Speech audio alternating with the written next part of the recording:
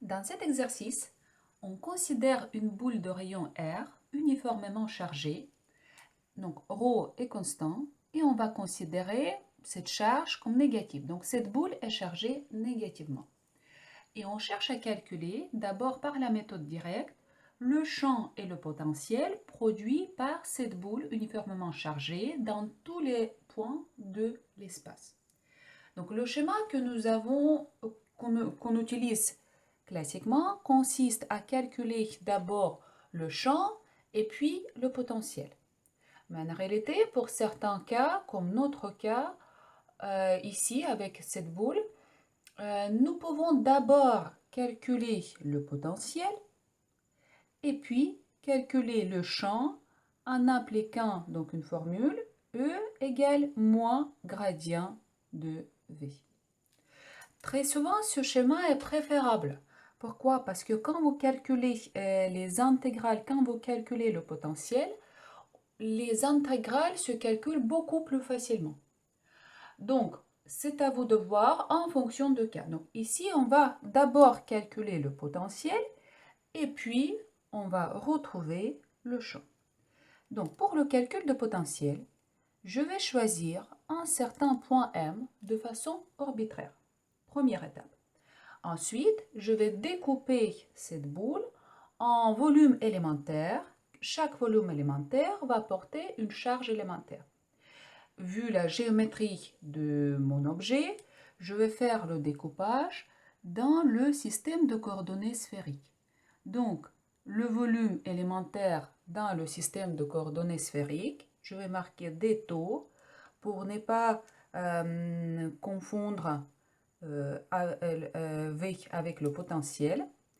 Donc, des taux en élément de volume dans le système de coordonnées sphériques est défini comme R au carré, où R c'est la distance par rapport au centre de cette sphère, donc R, sinus θ, dθ, dφ, dr.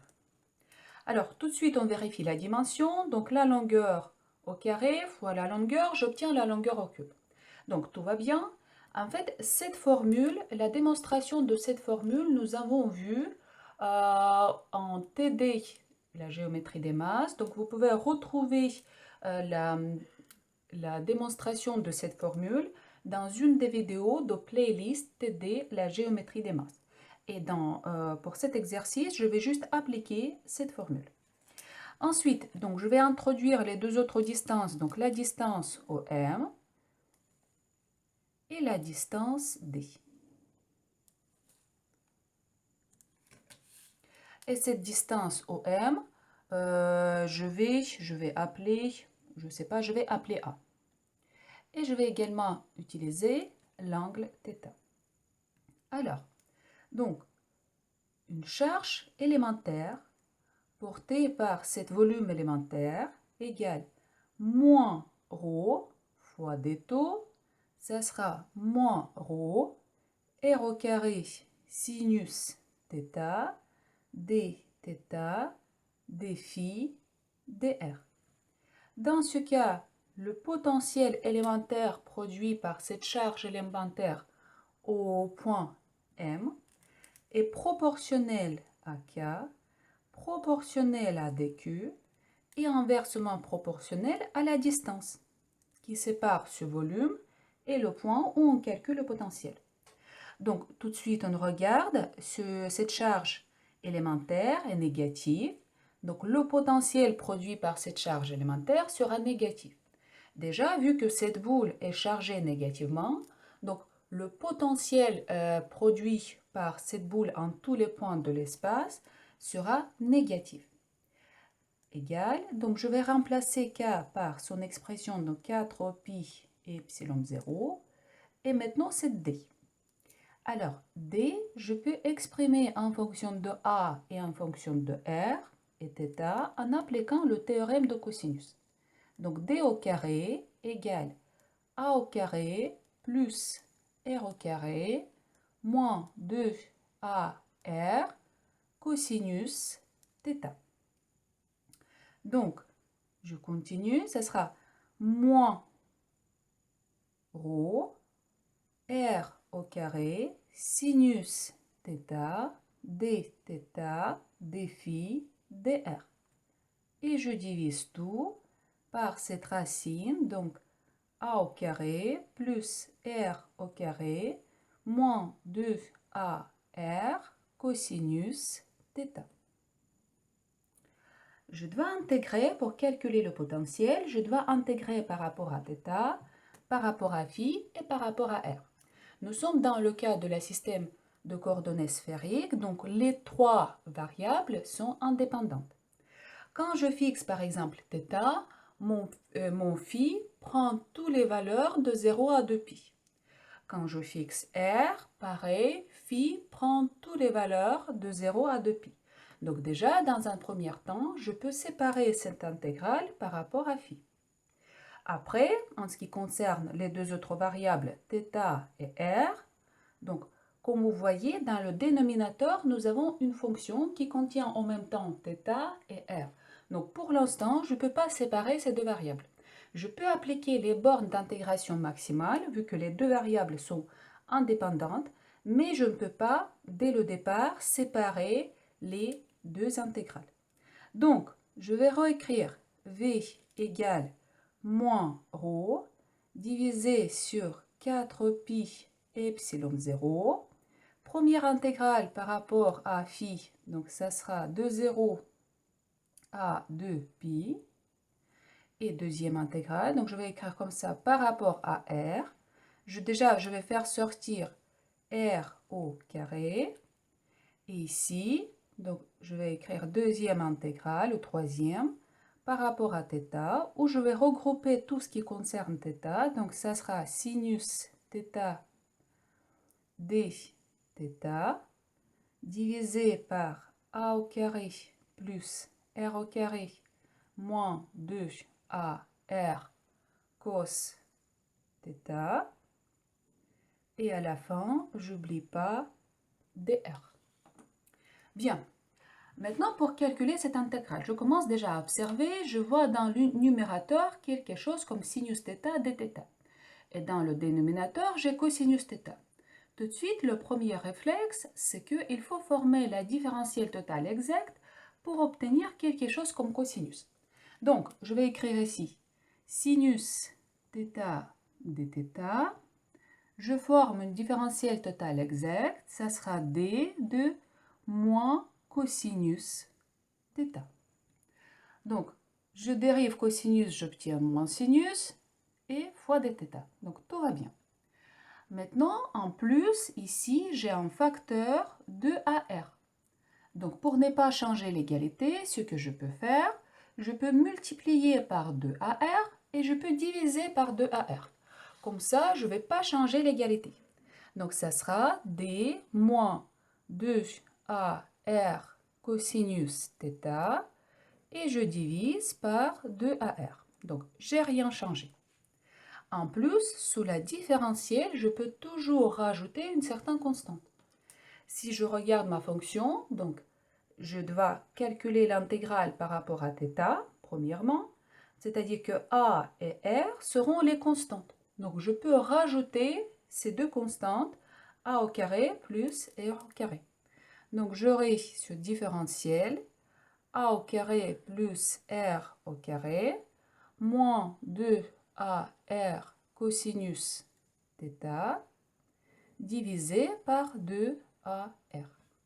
Donc, je vérifie, je dérive une constante 0, je dérive cosinus, j'obtiens moins sinus, donc plus 2ar sinus θ dθ. Donc, sinus 2ar, je simplifie, et il me reste sinus θ dθ. Donc, tout va bien. Maintenant, donc j'ai formé ma variable, je dois intégrer par rapport à a au carré plus r au carré moins 2ar cosinus θ. Et la même fonction, je retrouve dans le dénominateur. Alors, j'ai formé l'intégrale de type x puissance n dx. Et la primitive de cette intégrale, donc ça sera 1 sur n plus 1, x n plus 1. Dans notre cas, n, vu que ma fonction se trouve dans le dénominateur, ça sera égal moins 1 demi. Donc n plus 1, ça sera 1/2. Et 1 sur n plus 1, ça sera 2. Donc, je vais calculer d'abord cette intégrale. Donc, sinus θ dθ divisé par racine a au carré plus r au carré moins 2ar cosinus θ.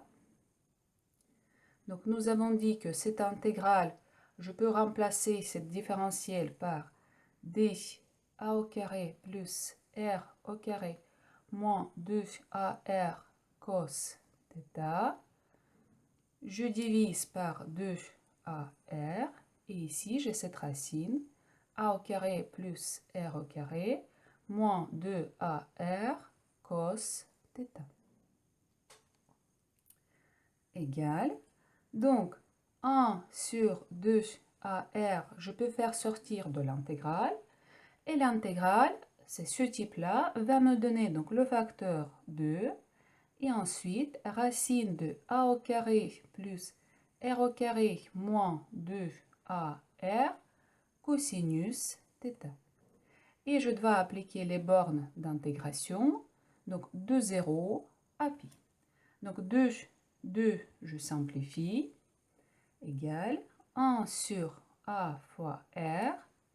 Et j'applique, donc, première borne, pi, donc cosinus de pi égale moins 1, donc ça sera a au carré plus r au carré plus moins et moins 2ar moins, maintenant deuxième borne, cosinus de 0 égale à 1, donc racine de a au carré plus r au carré moins 2ar. Si maintenant on commence à observer une fonction, donc on a a carré r carré de ar, c'est rien d'autre que a plus r au carré. Ensuite ici, nous avons a moins r au carré.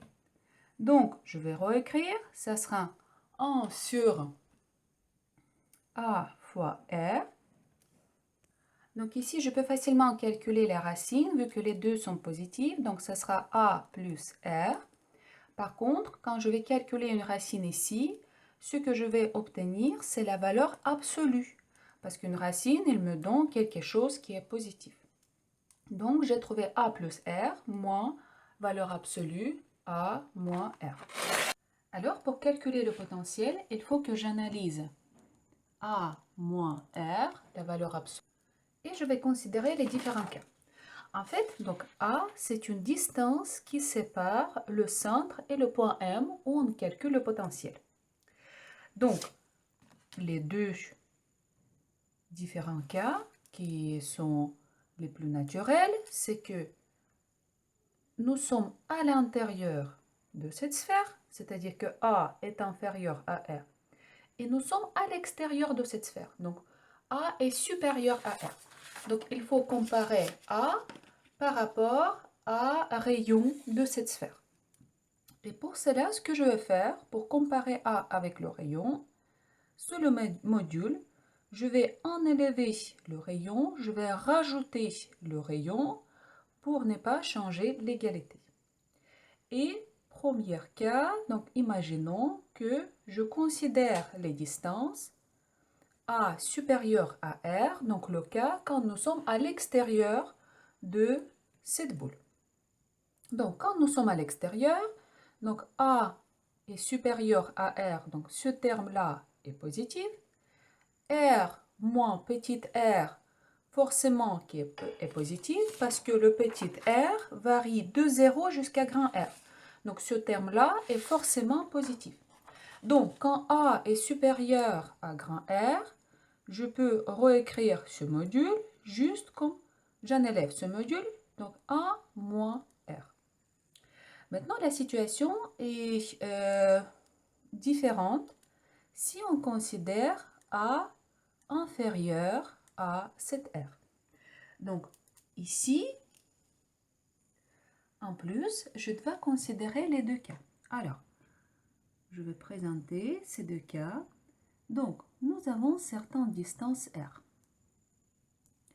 Et Et premier cas, nous sommes à l'intérieur de cette sphère, donc la distance A est inférieure à grand R.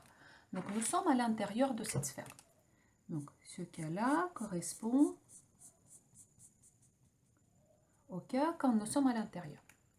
Et première chose, c'est que cette distance A peut être bien petite. Donc cette distance A est inférieure à R. Donc on peut avoir le cas comme ça. Donc quand A est inférieur à R, donc j'ai la valeur absolue. Dans ce cas, A est inférieur à R. Il faut que j'inverse R et A pour garder la valeur positive. Donc, ce module va me donner R moins A. Ou je peux considérer un autre cas, c'est quand A, donc par exemple R est ici, mais A est plus grand que R. Donc A, c'est tout ça. Ça, c'est le deuxième cas. Donc le deuxième cas, cette distance A peut être plus grand que petit r. Donc si A est plus grand que petit r, dans ce cas, je juste en élève le module. Donc ça sera 1 moins r. Donc pour cette situation-là, je dois considérer les deux cas. Et je sais que quand je vais calculer l'intégrale, mon r varie de 0 à grand R. Le petit r varie de 0 à grand R. Mais je peux avoir les deux situations. Donc, A est supérieur à R et A est inférieur à R. C'est pour ça quand je vais calculer l'intégrale par rapport à R, donc l'intégrale de 0 à R, je vais faire les calculs par les intégrales intermédiaires. C'est-à-dire que d'abord, je vais considérer le cas de 0 à A. Donc, R varie de 0 à A. Donc, forcément, R est inférieur à A pour cette intégrale-là.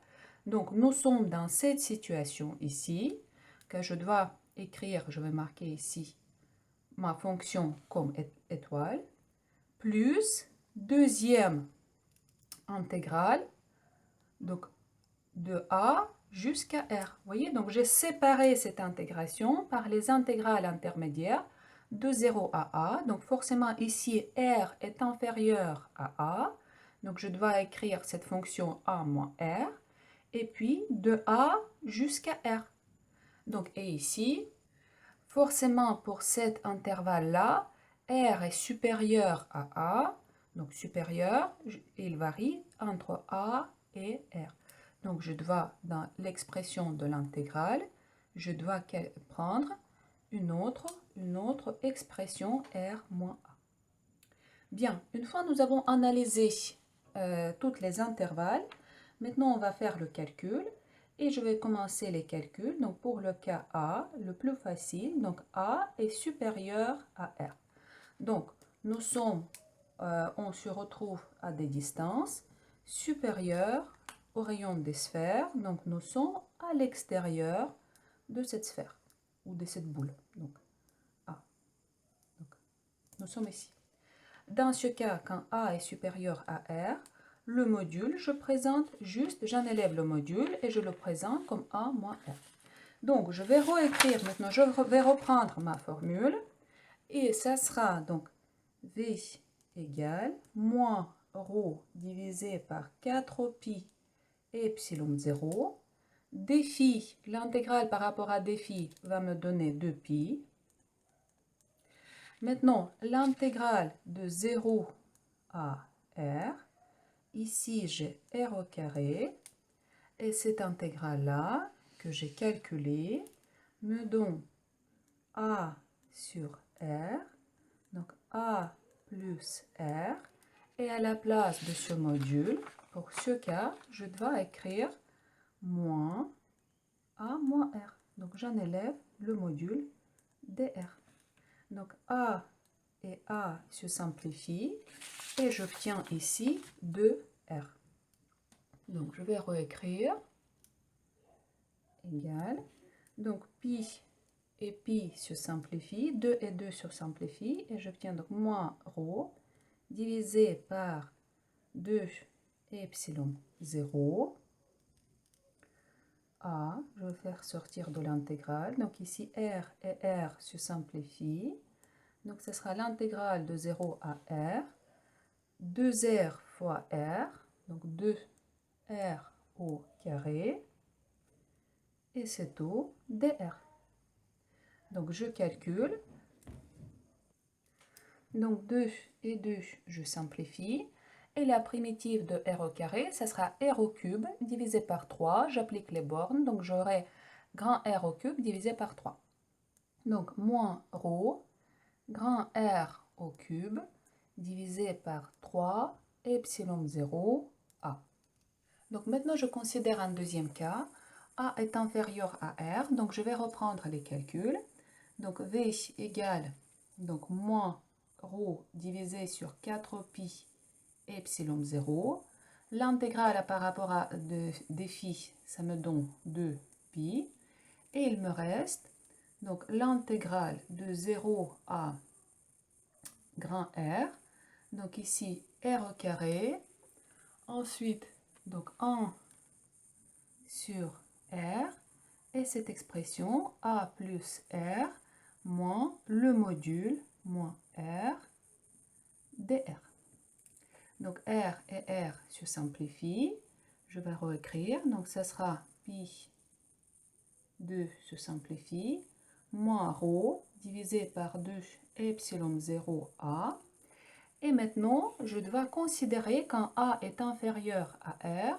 Donc nous sommes à l'intérieur, donc le cas quand nous sommes à l'intérieur de cette sphère. Donc A est inférieur, A est quelque part ici, inférieur à R. Je dois considérer les deux cas. Donc c'est pour ça que je vais séparer cette intégrale en deux. Donc premier intervalle, donc je fais sortir A. Premier intervalle de 0 à A. Donc R est inférieur à A. Quand R est inférieur à A, je dois remplacer le module par A moins R. Donc ici, j'aurai R, A plus R moins, donc A moins R, dr, plus deuxième intervalle,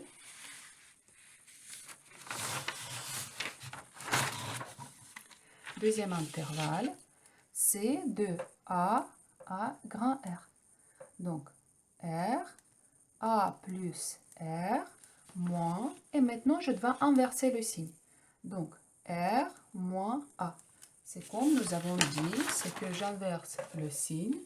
Donc quand R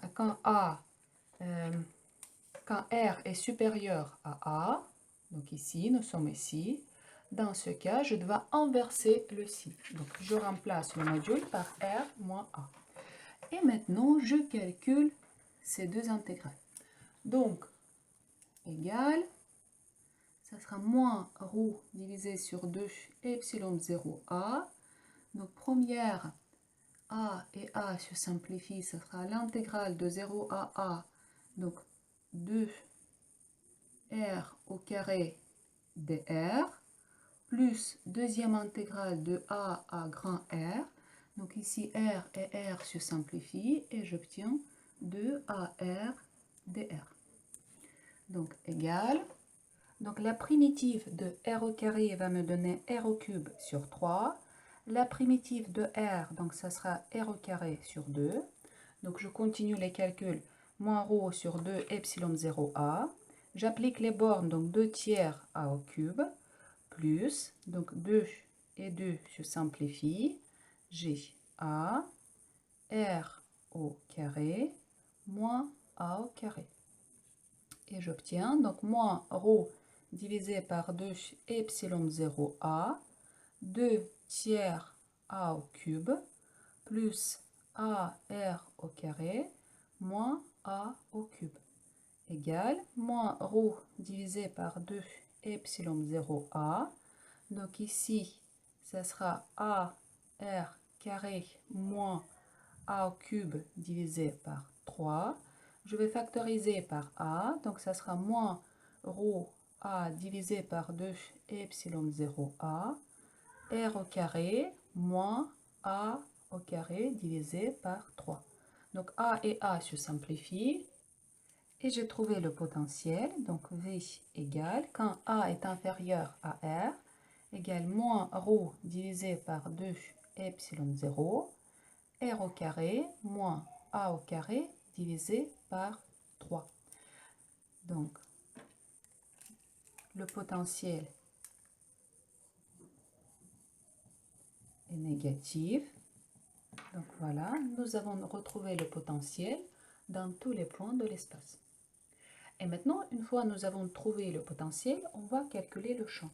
Et pareil, le champ, on va calculer pour A supérieur à R et pour A inférieur à R. Donc, quand A est supérieur à R, nous sommes à l'extérieur de cette sphère, nous avons trouvé que le potentiel égale moins ρ R cube divisé par 3 epsilon 0 A. Donc tout de suite, je calcule E. Alors, vu la symétrie de notre objet, une sphère, tout de suite en appliquant l'analyse de la symétrie, je sais que R sera radial. Pour tous les objets chargés uniformément, sphériques, R sera radial. Donc, c'est-à-dire qu'il faut que je dérive V uniquement par rapport à A, parce que dans ce cas, A joue la distance radiale par rapport au centre. Donc, E égale moins grade V, je remplace par moins dV dA, donc et UR, le sens et la direction radiale. Donc, pour calculer E, je dérive par rapport à cette distance radiale A, et je sais, suite à l'analyse de la symétrie, que E, ça sera radial. Donc, tout de suite, je vais introduire donc, le vecteur U unitaire radial. Donc, je vais rajouter ici. Et je commence à dériver, donc moins et moins, donc ça me donne plus, donc ça sera plus d dA de ρ R cube 3 epsilon 0 A UR. Donc ρ sur 3 epsilon 0, c'est une constante, et 1 sur A, la dérivée, va me donner moins 1 sur A au carré. Donc ρ R au cube 3 epsilon 0 A au carré U R. Donc nous avons trouvé ce champ pour le cas A supérieur à R. Et maintenant on va calculer le champ pour un autre cas. Donc quand A est inférieur à R,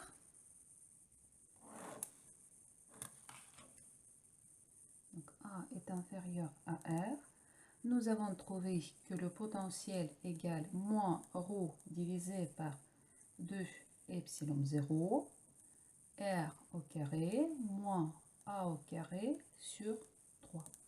Donc tout de suite, je calcule E, moins grade V, la même chose. Vu que la symétrie me dit que le champ doit être radial, et le champ dépend uniquement de la distance radiale A, il faut que je dérive ce potentiel par rapport à A. Il n'y a qu'une seule variable dans le système de coordonnées sphériques. Et je multiplie le sens et la direction radiale, le vecteur UR radial. Donc ça sera moins et moins, ça se simplifie. Il me reste d dA, donc ρ divisé par 2 epsilon 0, R au carré moins A au carré sur 3 UR. Donc premier terme, c'est une constante, donc la dérivée égale à 0. Et je dérive le deuxième terme, donc ça sera moins 2 tiers A, ρ divisé par 2 epsilon 0, UR, le sens et la direction. 2 et 2 se simplifient, et moi j'ai trouvé moins A ρ divisé par 3 epsilon 0, UR. Donc je vais remplir mon tableau. Donc le cas 1 est A est inférieur à R. Donc le potentiel égale moins ρ divisé sur 2 epsilon 0, R au carré moins A au carré sur 3. Et le champ E égale moins A rho 3 epsilon 0 UR.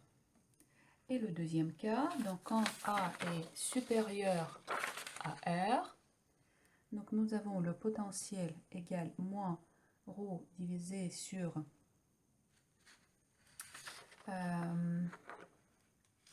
moins ρ R cube divisé sur 3 epsilon 0 A et le champ E égale moins ρ R cube divisé sur 3 epsilon 0 A au carré U R.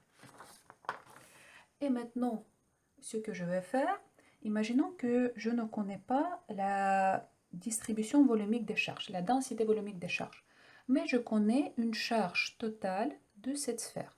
Donc cette sphère est chargée de façon homogène et je connais une charge totale de cette sphère, donc ça sera moins Q. Dans ce cas, je peux exprimer ρ, la densité volumique des charges, comme moins Q divisé par le volume de cette sphère. Donc 4 tiers pi r au cube. Donc ça sera moins 3Q divisé sur 4 pi r au cube. Donc ici, ça sera mon moins ρ, vu que j'ai déjà considéré le signe. Donc, ρ égale 3Q divisé sur 4 pi r au cube. Et maintenant, ce que je vais faire, je vais exprimer les potentiels pour chaque cas et le champ pour chaque cas en fonction de la quantité des charges. C'est-à-dire que dans ma formule, je vais remplacer ρ par son expression en fonction de la quantité des charges. Donc, premier cas, donc V égale moins ρ, donc 3Q divisé par 4 pi r cube, 2 epsilon 0, r au carré, moins a au carré divisé par 3. Donc ici, je simplifie, ça sera moins 3Q divisé par, donc je vais faire sortir cette constante A, donc ça c'est ma constante K, 2 R cube, donc R au carré, moins A au carré divisé par 3.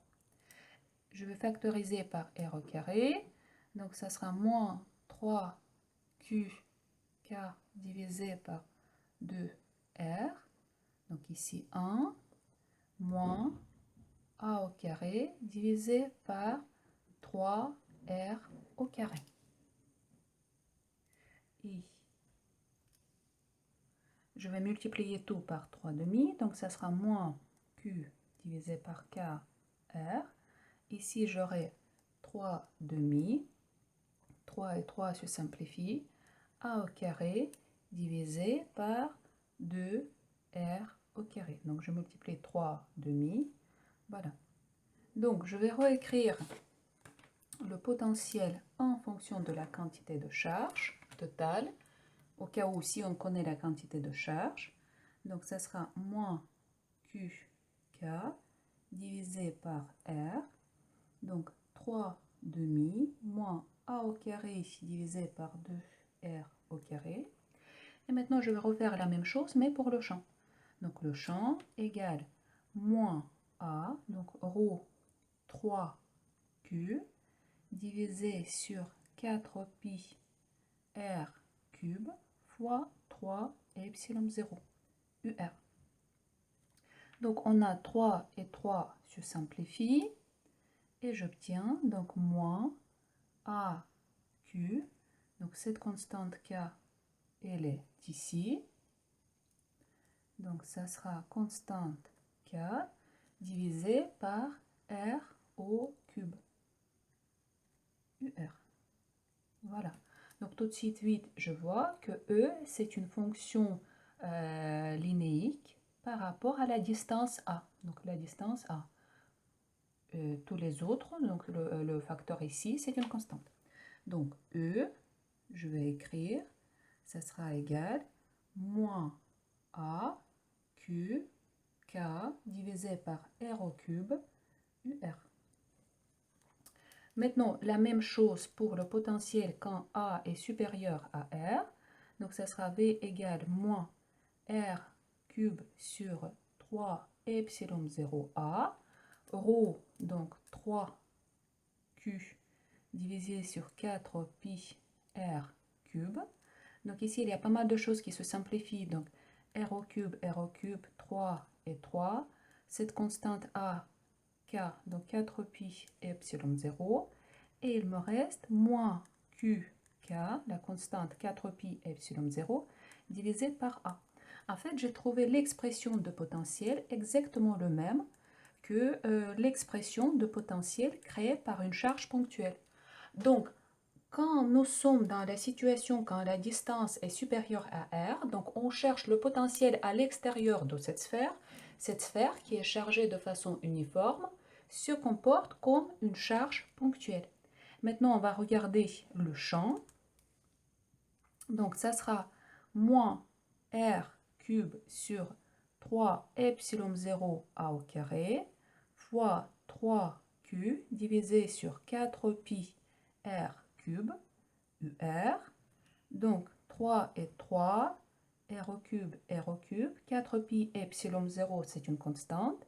Et j'obtiens moins Q fois cette constante K divisé par la distance au carré UR. Donc pareil, le champ créé par cette sphère à l'extérieur de cette sphère, c'est exactement la même que le champ créé par cette charge ponctuelle Q qui se situe au centre de cette sphère. Donc cette sphère qui est chargée de façon uniforme se comporte, quand A est supérieur à R, comme une charge ponctuelle. Donc placée au centre de cette sphère. Donc ça sera moins KQ, K divisé par A au carré UR. Maintenant, je vais refaire les mêmes calculs, mais je vais calculer le champ électrostatique en appliquant le théorème de Gauss. Donc, pareil, comme tout à l'heure, pour ce théorème de Gauss, pour appliquer ce théorème de Gauss, il faut qu'on considère les deux espaces. Donc, quand R se situe, donc quand on cherche le champ à l'intérieur de cette boule, et quand on cherche le champ à l'extérieur de cette boule. Donc, le champ à l'intérieur de cette boule, c'est-à-dire que la distance A est inférieure à R. Donc, le théorème de Strogatsky-Gauss nous dit c'est que le flou à travers d'une surface, n'importe quelle surface fermée, égale à la quantité de charge qui se trouve à l'intérieur de ce volume délimité par cette surface, divisé par epsilon 0. Donc, le flou à travers de cette surface fermée du champ électrostatique, donc je vais marquer ds, le théorème de Strogatsky-Gauss, ça sera la quantité de charge qui se trouve à l'intérieur divisé par epsilon 0. Donc déjà, ensuite, il faut qu'on considère, il faut qu'on applique l'analyse de la symétrie. Une boule est chargée de façon homogène. Une boule a une symétrie sphérique, donc le champ, tout de suite on connaît que le champ sera radial.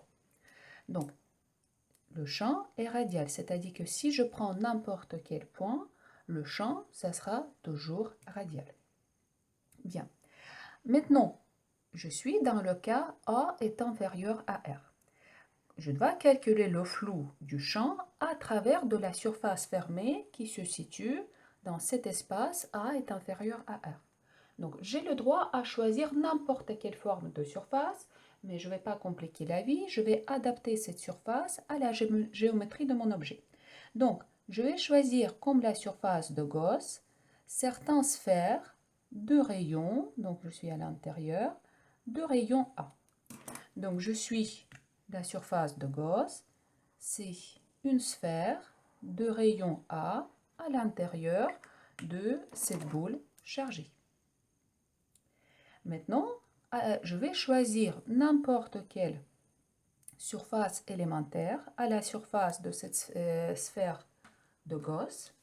Et pour calculer le flou à travers de cette surface de Gauss, à travers de cette sphère, il faut déjà que je présente le vecteur n unitaire normal à la surface. Donc pour une surface fermée, le vecteur n est toujours sortant.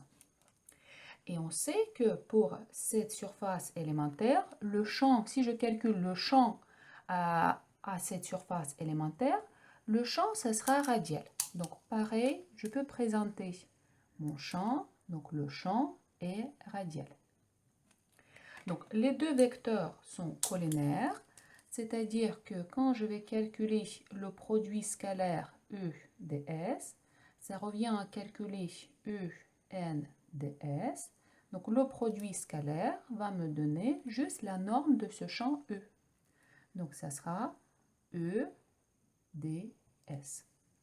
Maintenant, je vais réécrire, je dois calculer cette intégrale E ds. Maintenant, je vais appliquer l'analyse de l'invariance. Alors, si je considère le système de coordonnées sphériques, donc r, θ, phi, et je vais analyser si la distribution des charges à l'intérieur de cette surface de Gauss dépend de phi. Absolument pas. Je peux faire tourner cette petite sphère, la distribution de charges ne varie pas. C'est-à-dire que le champ, E, l'intensité de ce champ, si je veux prendre le cas général, r, θ et phi, l'intensité de ce champ ne va pas dépendre de phi. Pareil, l'intensité de champ, si je vais tourner par rapport à θ, ne va pas dépendre de θ, parce que la distribution des charges ne dépend pas de θ. C'est-à-dire que l'intensité est uniquement la fonction de la distance. Et si on considère cette surface de Gauss, vu que c'est une sphère, donc tous les points de cette sphère se situent à la même distance par rapport au centre de cette sphère. C'est-à-dire que le champ E va prendre exactement la même valeur en tous les points de cette sphère. C'est-à-dire que le champ ne dépend pas de la surface et le champ reste constant à la surface. Donc je peux faire sortir dans ce cas ce E de l'intégrale. D'accord? Et il me reste à calculer l'intégrale ds. Et ça, c'est la surface totale de cette sphère de Gauss. Donc ça sera 4 pi a au carré. Donc j'ai trouvé le flou, donc c'est E fois 4 pi a au carré. Et je sais que le flou à travers de cette surface de Gauss, donc E fois 4 pi a au carré, doit être égal à la quantité de charge qui se trouve à l'intérieur. Donc divisé par 1 sur epsilon 0. Donc 1 sur epsilon 0 est la quantité de charge qui se trouve à l'intérieur. Donc il faut prendre le volume délimité par cette surface de Gauss.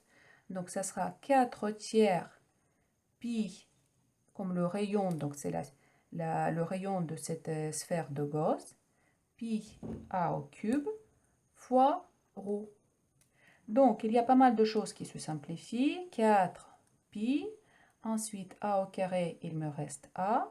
Et j'ai trouvé l'intensité de ce champ à l'intérieur de cette boule chargée égale à ρ divisé par 3 epsilon 0.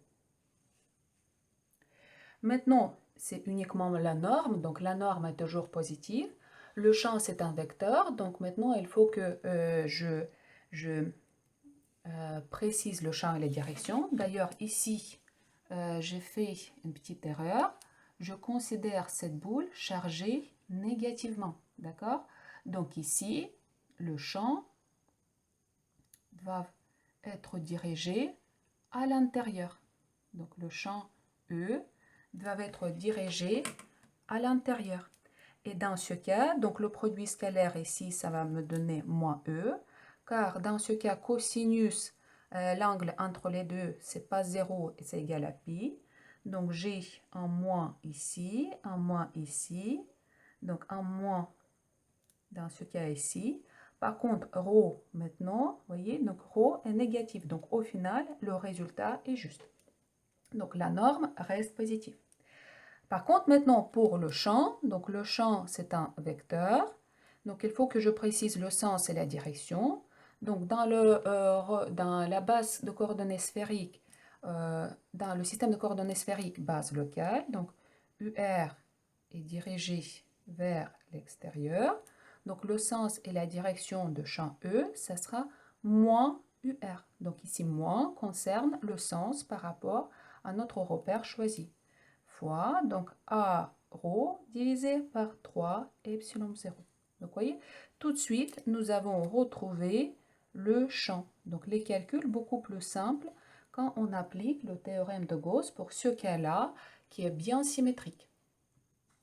Maintenant, on va refaire ces calculs, mais pour le cas quand A est supérieur à R. Donc, A est supérieur à R. Donc, nous avons cette boule chargée négativement de rayon R. Et comme la surface de Gauss, je vais prendre une surface à l'extérieur. Donc, je peux, par exemple, placer un point M. Et il faut que cette surface de Gauss passe par ce point M, qui se situe à la distance. Voilà, donc OM, c'est ma distance A. Et j'applique ce théorème de Gauss, donc E N ds égale Q à l'intérieur de cette surface de Gauss, donc divisé par epsilon 0. Donc ici, le rayon égal à A. Donc on applique exactement le même raisonnement que nous avons fait tout à l'heure, quand A était inférieur à R. Donc quand A est supérieur à R, donc la même chose. Nous avons choisi un point M. On précise la surface élémentaire autour de ce point M.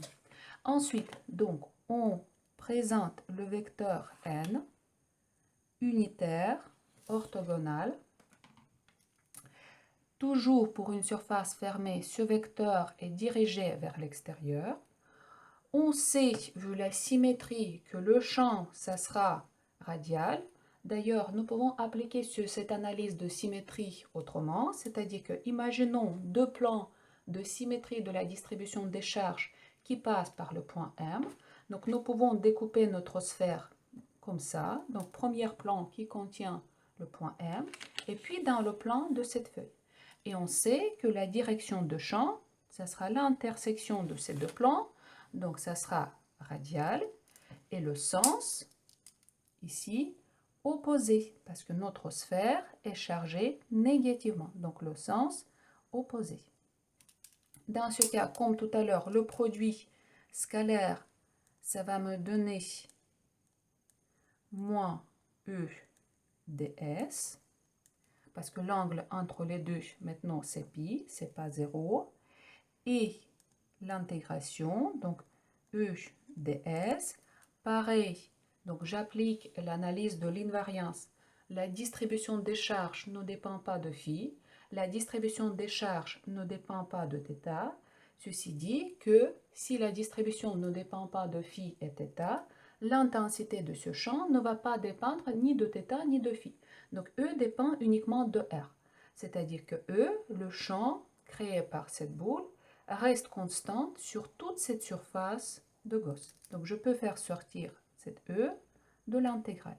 Et comme tout à l'heure, donc je vais trouver, je vais obtenir, ce sera moins E ds. D'accord? Donc le même résultat, moins E fois 4 pi à E carré. Donc, d'un côté, nous avons le flou qui égale moins E 4 pi à au carré. Et de l'autre côté, suivant le théorème de Gauss, le flou total à travers de cette surface de Gauss doit être égal à la quantité de charge qui se trouve à l'intérieur de ce volume délimité par cette surface de Gauss. Et ça, c'est la quantité de charge totale portée par cette boule.